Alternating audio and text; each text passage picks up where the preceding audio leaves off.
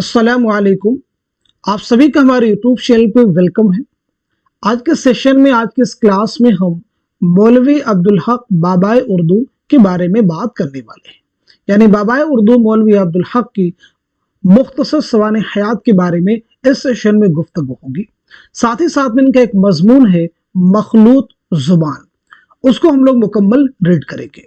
तो आप में से जो लोग इस चैनल पे फर्स्ट टाइम विजिट कर रहे हैं, चैनल को सब्सक्राइब कर लीजिएगा। साथ ही साथ में अगर आप हमारे टेलीग्राम चैनल को ज्वाइन करना चाहते हैं, इस वीडियो के डिस्क्रिप्शन बॉक्स में आपको हमारे टेलीग्राम चैनल का लिंक मिल जाएगा। वहां से सीधे आप हमारे टेलीग्राम चैनल को ज्वाइन कर सकते हैं और अपने एग्जाम की शानदार प्रिपरेशन कर सकते हैं। तो चलिए शुरू करते हैं आज की इंपॉर्टेंट क्लास। सबसे पहले हम लोग बात करेंगे बाबाए उर्दू मौलवी अब्दुल हक के बारे में। तो सबसे पहले चीज समझिएगा, आपकी सने विलादत क्या है और सने वफात क्या है। तो मौलवी अब्दुल हक की पैदाइश हुई 1870 ईस्वी में और इंतकाल हुआ है 1961 ईस्वी में। बाबाए उर्दू मौलवी अब्दुल हक उर्दू जुबान की उन शैदाइयों में से थे जिन्होंने अपनी सारी जिंदगी इस जुबान की खिदमत में सर्फ कर दी। वह कस्बा हापुड़ में पैदा हुए, यानी आपकी जाए विलादत क्या है, हापुड़। तो 1870 में हापुड़ में आपकी पैदाइश हुई है, याद रखिएगा। बचपन ही से पढ़ने का बेहद शौक था।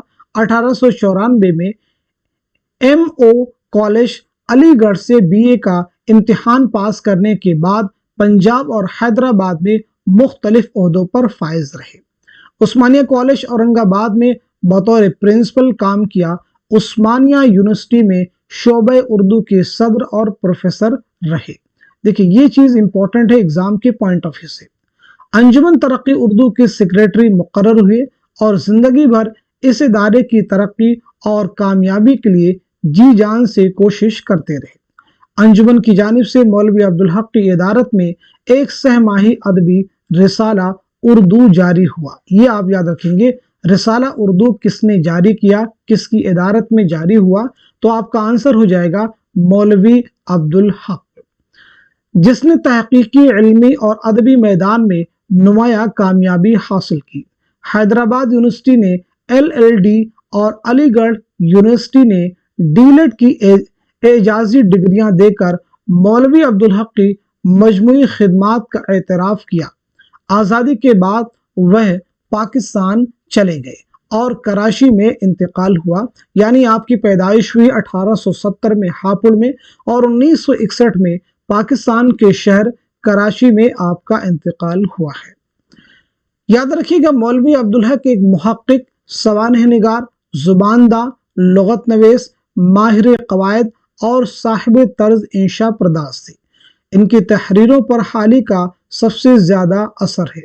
बोलचाल की सादा जुबान में पुरखुलूस जज्बात का बेलाग इजहार करते हैं। हर बात खूब सोच समझ कर लिखते हैं।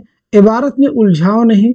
मुश्किल जुबान लिखने वालों को वह उर्दू का दुश्मन कहते थे और आसान जुबान लिखने पर जोर देते थे। उर्दू अदब में कदीम किताबों की तदवीन, तरतीब और इशाअत उनका बहुत बड़ा कारनामा है। इन किताबों पर उनके मुकद्दमात उर्दू अदब का कीमती सरमाया है। अंग्रेजी उर्दू लुगत और उर्दू जुबान की कवायद का बुनियादी काम भी मौलवी अब्दुल हक की कोशिशों का नतीजा है। चलिए अब इनके मजमून को हम लोग रीड करते हैं। मजमून है मखलूत जुबान। मखलूत का मतलब मिली जुली हुई। उर्दू पर एक एतराज किया जाता है कि ये मखलूत जुबान है, यानी कई जुबानों से मिलकर बनी है। इससे तो किसी को इनकार नहीं हो सकता है कि ये ठेठ हिंदुस्तानी जुबान है। अब रही ये बात कि ये मखलूत है, तो मखलूत होना कोई ऐब नहीं बल्कि एक एतबार से खूबी है। यूं तो दुनिया में कोई जुबान खालिस नहीं, हर जुबान ने किसी न किसी जमाने में दूसरी जुबानों से कुछ ना कुछ लफ्ज लिए हैं। यहाँ तक कि जो जुबानें मुकद्दस कहलाती हैं और वह भी अछूती नहीं। मखलूत जुबान में होता यह है कि गैर जुबान जो किसी कौम को सीखनी पड़ती है मखलूत नहीं होती, बल्कि उसकी अपनी जुबान गैर जुबान के मेल से मखलूत हो जाती है। बेआइन ही यही हाल मुसलमानों के आने के बाद हुआ। फारसी मखलूत नहीं हुई बल्कि मकामी जुबान फारसी से मखलूत होकर एक नई जुबान बन गई है। ये भी एक मुसल्लम सबूत है कि गैर जुबान के लफ्ज़ जो किसी जुबान में दाखिल हो जाते हैं या किसी जुबान को मखलूत करते हैं तो असली जुबान के सर्फ नह को हाथ नहीं लगाते। यही सूरत इस मखलूत जुबान उर्दू में पेश आई कि फ़ारसी का असर अस्मा व सिफ़ात तक रहा, अलबत्ता बाज़ हुरूफ़ अत्फ़ मसलन अगर, मगर, अगरचे, लेकिन वगैरह आ गए, असल सरफनो बिल्कुल देसी जुबान की रही। और जब ज़रूरत पड़ी फ़ारसी अरबी लफ्ज़ों को हिंदी कालिब में ढालकर अपना लिया। मसलन अरबी अल्फाज बदल, कफन, दफन, कबूल से बदलना, कफनाना, दफनाना, कबूलना मसदर बना लिए। इसी तरह फ़ारसी से बख्शना, फरमाना, नवाजना, दागना वगैरह बना लिए। ये सब उर्दू हो गए, फ़ारसी अरबी नहीं रहे।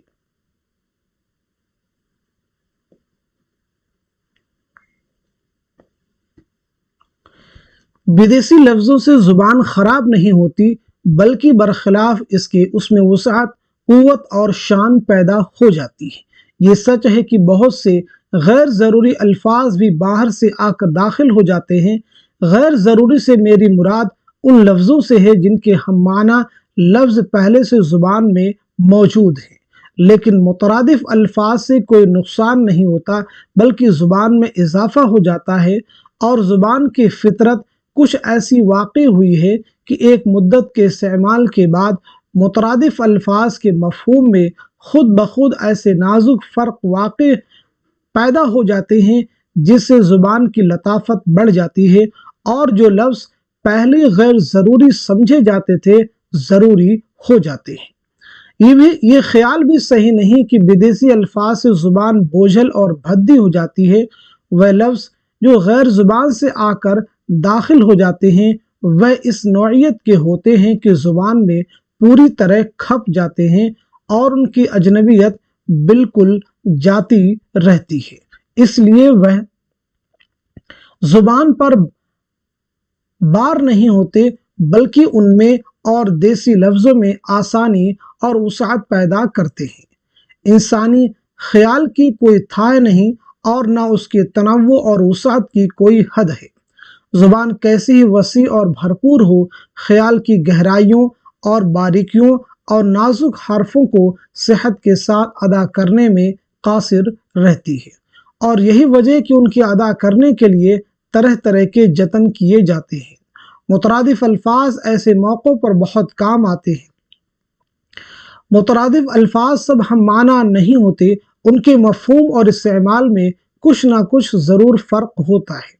इसलिए अदाए मतालिब में उनकी अहमियत बढ़ जाती है। ख़ासकर शायरी के अगराज़ के लिए मुतरादिफ अल्फाज का कसरत से होना बहुत काम आता है। शायर उनके ज़रिए से लतीफ़ ख्याल और नाजुक से नाजुक जज्बात को अदा कर सकता है, फिर उससे रदीफ़ व काफ़िए के लिए बहुत सहूलत हो जाती है। अदीब व शायर के लिए लफ्ज़ का इंतखाब बड़ी अहमियत और कदर व कीमत रखता है। एक बरमहल सही लफ्ज़ का इंतखाब कलाम में जान डाल देता है। मखलूत ज़ुबान में इंतखाब की बहुत गुंजाइश होती है। ज़ौक़ का शेर है, मज़े जो मौत के आशिक बयां कभू करते, मसीह व खिज़्र भी मरने की आरज़ू करते। खासा शेर है मगर कोई ख़ास बात नहीं। मीर तकी मीर इसी मज़मून को यूं अदा करते हैं, लज़्ज़त से नहीं खाली जानों का खपा जाना, कब खिज़्र मसीहा ने मरने का मज़ा जाना। यहाँ खपा जाना के लफ्ज़ ने क्या काम किया, कोई दूसरा लफ्ज़ रख कर देखिए, ये बात नहीं आएगी। इसी शेर में लज़्ज़त और मज़ा दो मुतरादिफ लफ्ज़ हैं। अगर एक ही लफ्ज़ दोनों जगह इस्तेमाल होता तो शेर सुस्त और बेमज़ा हो जाता। मोहब्बत है या कोई जी का है रोग, सदा मैं तो रहता हूँ बीमार सा। हमारी ज़ुबान में मर्ज़, बीमारी, रोग, आरज़ा मुतरादिफ है, लेकिन एक सच्चा शायर या अदीब खूब समझता है कि कौन लफ्ज़ कहाँ इस्तेमाल करना चाहिए। इसी शेर में जी के साथ रोग की जगह مرض یا بیمار یہ لطف نہ دے گا۔ غرض فارسی کے میل سے ہماری لغت میں بے بہا اضافہ ہوا ہے، الفاظ کے ساتھ ساتھ خیالات بھی آ جاتے ہیں۔ صرف لفظوں کا ذخیرہ کوئی چیز نہیں، بڑی چیز ان کا استعمال ہے جو خیال کے صحیح طور پر ادا کرنے، مترادفات کے نازک فرق، خیالات میں صفائی اور صحت بیان پیدا کرنے میں بڑی مدد دیتے ہیں۔ اور یہ نہ بھی ہو تو ایک فائدہ یہ بھی ہے کہ بار بار ایک لفظ کے اعادے سے جو بیان میں بھدا پن آ جاتا ہے وہ رفع ہو جاتا ہے، دور ہو جاتا ہے اور کلام میں حسن پیدا ہو جاتا ہے۔ اگر زبان کی قدر و منزلت ان مقاصد کے پورا کرنے میں ہے جن کے لیے زبان بنی ہے، تو ہمیں اس امر کو ماننا پڑے گا کہ غیر زبان کے الفاظ داخل ہونے سے ہماری زبان کو بے انتہا فائدہ پہنچتا ہے۔ عوام کی زبان یعنی کھڑی بولی جس پر اردو کی بنیاد ہے، اس قدر محدود تھی کہ اگر اس میں فارسی عنصر شریک نہ ہوتا تو وہ کبھی علم و ادب کے کوچے سے آشنا نہ ہوتی، اور اس وقت جو اردو میں اظہار خیال کے نئے ڈھنگ پیدا ہو گئے ہیں وہ ان سے محروم رہتی۔ اردو میں ہندی اور فارسی لفظ مل جل کر شیر و شکر ہو گئے ہیں اور عام بول چال، محاوروں اور کہاوتوں میں بے تکلف آ گئے ہیں۔ مثلاً تم کس باغ کی مولی ہو، اشرفیاں لوٹیں اور کولوں پر مہر، ایک آنکھ میں شہد ایک آنکھ میں زہر، لاکھ کا گھر خاک ہو گیا اللہ کا دیا سر پر، خدا کی لاٹھی میں آواز نہیں، بد اچھا بدنام برا، بدن پر نہیں لگتا پان کھائیں البتہ، وغیرہ وغیرہ سینکڑوں کہاوتیں ہیں۔ یہی حال محاوروں کا ہے، مثلاً آنکھوں میں خار لگنا، خدا لگتی کہنا، آنکھوں پر پردہ پڑ جانا، لہو لگا کے شہیدوں میں ملنا، اللہ میاں کی گائے ہونا۔ مخلوق زبان میں ایک آسانی مرکب الفاظ کے بنانے میں بھی ہوتی ہے۔ دیکھیے ہندی فارسی کے میل سے کیسے اچھے اچھے مرکب لفظ بن گئے، مثلاً دل لگی، نیک چلن، جگت استاد، بھتیج دماد، گھر دماد، سمجھدار، گنڈے دار، اگل دان، عجائب گھر، کفن چور، جیب گھڑی، امام باڑہ، منہ زور وغیرہ ہزاروں مرکبات ہیں۔ مخلوق زبانوں کے بننے کے دوران ایک اور بات بھی عمل میں آتی ہے جو قابل غور ہے، یعنی ان میں سے ہر زبان کو اس خیال سے جانے کہ ایک دوسرے کی بات آسانی سے اور جلد سمجھ میں آ جائے، اپنی بعض خصوصیات ترک کرنی پڑتی ہیں اور صرف ایسی صورت باقی رکھنی پڑتی ہے جو یا تو مشترک ہوتی ہے یا جن کا اختیار دونوں کے لیے سہل ہوتا ہے، اور اس طرح دونوں میں توازن سا پیدا ہو جاتا ہے جو فریقین کے لیے سہولت کا باعث ہوتا ہے۔ اردو کے بننے میں بھی یہی ہوا، فریقین یعنی ہندو مسلمان دونوں نے اپنی اپنی زبانوں میں قطر بیعت کی، اپنی مخصوص خصوصیات ترک کی اور اس قربانی کے بعد جو زبان بنی اسے اختیار کیا، جو اب بھی ہمارے ملکی اور قومی زبان ہے اور ہندوستان کی مشترک اور عام زبان ہونے کا درجہ حاصل کر چکی ہے۔ ہم نے اسے قربانی دے کر حاصل کیا ہے اور کسی کا منہ نہیں ہو سکتا کہ ہم سے چھڑا لے۔ ایک حکیم کا قول ہے کہ غیر اقوام کے لوگوں کو اپنی قوم میں اس طرح جذب کر لینا کہ اپنے اور غیر میں امتیاز نہ رہے، بلا شبہ مشکل کام ہے، لیکن غیر زبان کے الفاظ کو اپنے زبان میں اس طرح جذب کر لینا کہ معلوم تک نہ ہو یہ غیر ہیں، اس سے بھی زیادہ مشکل کام ہے۔ یہ استعداد اردو میں بدرجہ کمال موجود ہے، اس میں سینکڑوں ہزاروں لفظ غیر زبانوں کے اس طرح گھل مل گئے ہیں کہ بولنے اور پڑھنے والوں کو خبر تک نہیں ہوتی کہ دیسی ہیں یا بدیسی، اپنے ہیں یا پرائے۔ غرض ہماری زبان ایک خوش رنگ اور ہرا بھرا گلدستہ ہے جس میں رنگ برنگ کے خوبصورت پھول اور نازک پتیاں ہیں۔ کیا ہم اس وہم سے کہ اس میں گلاب بدیسی ہے اور کچھ پتیاں باہر کے پودوں کی ہیں انہیں نوچ کر پھینک دیں گے؟ اگر کوئی ایسا کرے تو سراسر نادانی ہے۔ مجھے سرتیج بہادر سپرو کے اس قول سے حرف بحرف اتفاق ہے کہ یہی زبان جسے ہم اردو کہتے ہیں تنہا وسیلہ ہے جس سے ہندو اور مسلمان ایک دوسرے کی تہذیب کو سمجھ سکتے ہیں، یہی وہ ذریعہ ہے جس سے ہندو مسلمان میں اتحاد پیدا کیا جا سکتا ہے۔ میرے خیال میں اس سے بڑھ کر کوئی غلطی نہیں ہو سکتی کہ زبان کو مٹانے اور اس رشتے کو توڑنے کی کوشش کی جائے۔ اب اس مضمون میں جو مشکل الفاظ آئے ہیں ان کی معنی پر ہم لوگ غور کرتے ہیں۔ ایک لفظ آیا مخلوط۔ مخلوط کی معنی کیا ہے؟ ملا جلا یا پھر ملی جلی۔ مقدس کی معنی کیا ہے؟ پاک۔ بعینہ کی معنی ہے بالکل وہی ویسی ہی۔ بلا تعمل، بلا جھجک۔ صرف نہ لفظ اور جملے کے قواعد: ہاتھ نہ لگانا، مدد نہ کرنا، ساتھ نہ دینا۔ اسی کے ساتھ ساتھ میں ایک لفظ ہے اسما۔ اسما جو جمع ہے اسم کی، اس کے معنی کیا ہے؟ نام کے۔ صفات جمع ہے صفت کی، اس معنی کیا ہو جائیں گے؟ خصوصیات۔ قالب جسم پیکر۔ وسعت کے معنی کیا ہے؟ پھیلاؤ۔ لطافت جو لطیف ہونے کا احساس پیدا کرے۔ تھا یعنی گہرائی۔ تنوع یعنی رنگا رنگی۔ لطیف یعنی جو لطف دے سکے۔ مفہوم معنی مطلب۔ قاصر یعنی بے بس مجبور۔ برمحل بروقت مناسب موقع پر وقت پر۔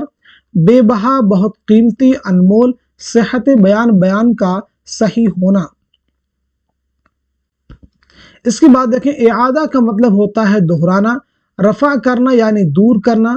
قدر و منزلت عزت و احترام۔ شیر و شکر ہونا، گھل مل جانا۔ جذب کرنا، سمو لینا۔ بدرجہ کمال بہت بلند درجے پر۔ وسیلہ ذریعہ واسطہ۔ تو یہ دیکھیں اس میں جو مشکل الفاظ تھے ان کی معنی بھی ہم لوگوں نے یہاں پہ سمجھ لی ہے۔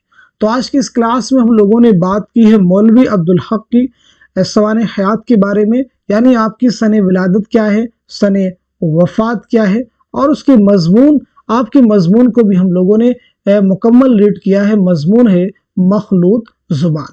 اسی امید کے ساتھ میں یہ سیشن آپ کے ایگزام کے لیے امپورٹنٹ ہوگا، ایگزام میں آپ کے لیے امپورٹنٹ رول پلے کر سکتا ہے۔ تو اس سیشن کو، اس کلاس کو یہیں تک رکھتے ہیں، ملتے ہیں اگلی کلاس میں، تب تک کے لیے خدا حافظ، اپنا خیال رکھیے گا۔